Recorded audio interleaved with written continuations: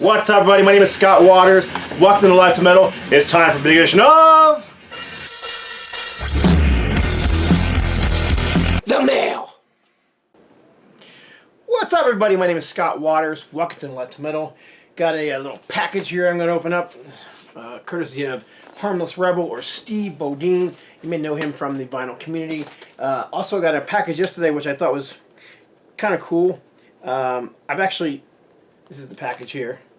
It was like really pretty. It's like I've never seen quite. First of all, it's got wrapped in this nice plastic, almost like the Blake sleeves, whatever it is we use for records.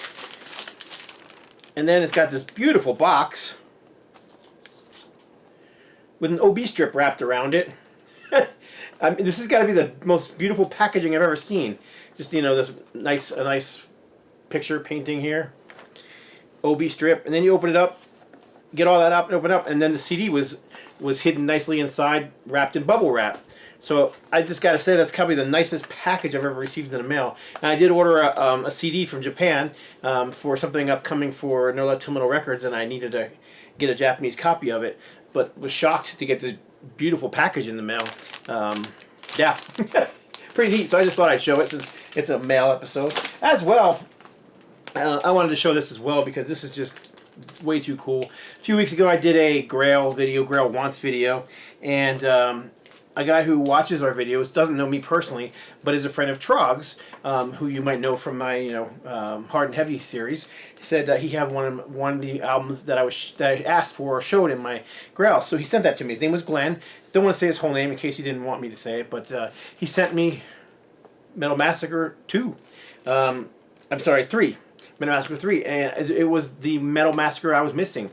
Beautiful copy of this, almost, you know, minty fresh, beautiful copy. I've always thought this cover was terrible. You can barely see what it is, but there's a little smiling Reaper guy right here, all done in supposedly in marble. But yeah, it features Slayer, Bitch, Tyrant, Medusa, Test Pattern, Black Widow, Warlord, Virgin Steel, Sexist, Snow White, Marauder, and L.A. Mort. So very, very, very cool pickup from Glenn Hardy. Oop, I just said his name. Oh well. Like I said, just a nice guy. I don't know who he is. He's friends with Trog, and said he wanted to send it, and he did. So appreciate that very much. So thank you very much, Glenn. And then we're gonna open up this package from Steve right now. I did not pre-open it at all. Matter of fact, this package has been sitting here all day next to me. And I just been working all day, so I haven't had time to open it. I'm like, you know what? It's time. I'm gonna open it now. So I just kind of pop the camera on, and we're gonna open it. All right. Knife. What do we got here? All right, we got a couple of CDs. Pollyanna Son sub. Pollyanna Son. I know that name. I don't have this album though, so let me think. Let me just take a look here and see if yeah, Pollyanna, if I'm not mistaken, Pollyanna Son is kind of Celtic Frost with a new name and different members, but basically Tom Warrior, whatever name he's going by on this thing. I'm pretty sure that's who this is.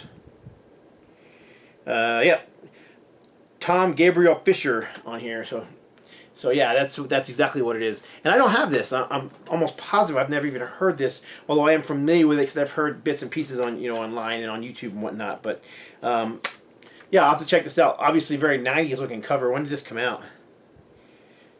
2000. So yeah, very 90s looking cover. Almost looks like it's going to be some kind of, I don't know, techno or industrial, and maybe it is. I can't even remember. I haven't heard it. So there you go. Pollyanna Son.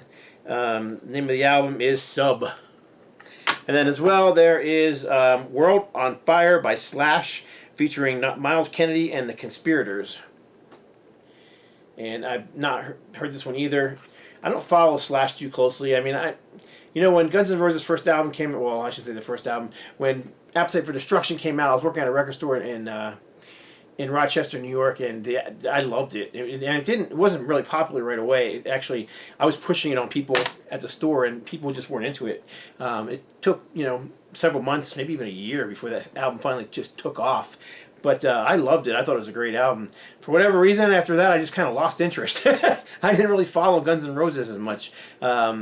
I felt the follow-up albums weren't as good. I don't know what it was. It's just, some bands you cling on to, some of them you don't. And I really haven't listened to much of the solo stuff from Guns N' Roses at all. So looking forward to checking it out because, like I said, I haven't heard it. All right, so what do we have in here? We have a original picture sleeve, which needs to be cleaned, which I will do as soon as I get out of here. King Diamond, Them. And yeah, this is, I don't know, either that or I'm going to replace this plastic because it's really, really old looking. But regardless, Them, and I have no idea. It's hard. The thing about picture discs is it's hard to tell the condition just by looking at them. As you can see, some of the scratchings, if there is some, and this one is very slight from what I can tell. Regardless, very cool picture disc, King Diamond, Them. Looks like an original from what? 1988, is that what it is? Man, it's hard to see under there. I think it's 1988 though. I'm pretty sure that's what year it came out, and this looks to be an original pressing. Picture Them in your hands. Them picture disc. But yeah, you can really see how, when I put it on the white background, then you can really see how filthy that plastic is. Nothing little Windex can't take care of. What's up, everybody? Just a quick addition to this video. Thought I'd show you how well this thing cleaned up after with a little Windex on the plastic. Took the original sticker came off that was up here. I don't remember it or not, but it was like a price sticker. But don't really care about price stickers as much as I do about the hype sticker, which is still on here. So yeah, this thing cleaned up really nice. And I actually gave it a spin too. I only played about the first 3 or 4 songs, but actually sounds pretty good too for a picture disc. So really cool. Just thought I'd share it because it looked really, really nasty when I first showed it. So there you go, King Diamond, Them, original picture disc. This is Genesis. This is one of, it's not a bootleg. It's I believe, I'm not exactly sure which one this is. Their live album, Genesis Live with Peter Gabriel, has been released with so many different covers and so many different variations. And I have a feeling that's what this is, although I'm not 100% positive. I will look it up. Could be a bootleg for all I know. Let's say it's on, I can't even tell what label it's on. I don't know. Genesis, featuring Phil Collins and Peter Gabriel. If this is Genesis with Phil Collins and Peter Gabriel, I can guarantee that right there is not what Phil Collins looked like, considering that is probably a late 80s photo of him, whereas that is a proper Genesis photo of Peter Gabriel. So, and reading these songs, Lamb Lies Down on Broadway, Musical Box, White Mountain, Carpet Crawler, Knife, and Watcher of the Skies, that's definitely old, oops, sorry about that, kicked the camera, old 70s progressive Genesis. So I'm looking forward to checking that out. I'm not 100% sure without looking it up and seeing what it is to know, exactly what it is. But if somebody else knows, let me know. Okay, I'm going to break it real quick. So this album is actually a compilation. Had to look it up real quick. Didn't know. An Italian compilation from 1982. 82 Genesis were hugely popular. They had just, had success with Duke and Abacab and Three Sides Live. Paper Late was huge in 1982. So this is actually a, playing off that popularity, but it's actually like the band 70s prog stuff with Peter Gabriel on vocals. I assume that they felt the need to put an 80s photo of Peter Gabriel on there just because, they were trying to appeal to those people who are, jumping on the Abacab Paper Late train. So very cool. What I thought it was, and I grabbed these real quick to show you, was I thought maybe it was one of these, because there's, plenty of different covers for Genesis Live. This is Genesis Rock Reflection, Genesis Rock Theater. Here is Genesis Live, and then here is the original cover for Genesis Live. And that thing has been packaged and repackaged with so many different covers over the years. I got 3 of them right here. I kind of thought maybe this was another repackaging of that, but it's not. So there you go. Now we know what it is. And then finally, just wanted to have in my collection, and he actually told me about this one. And this is Keith Green.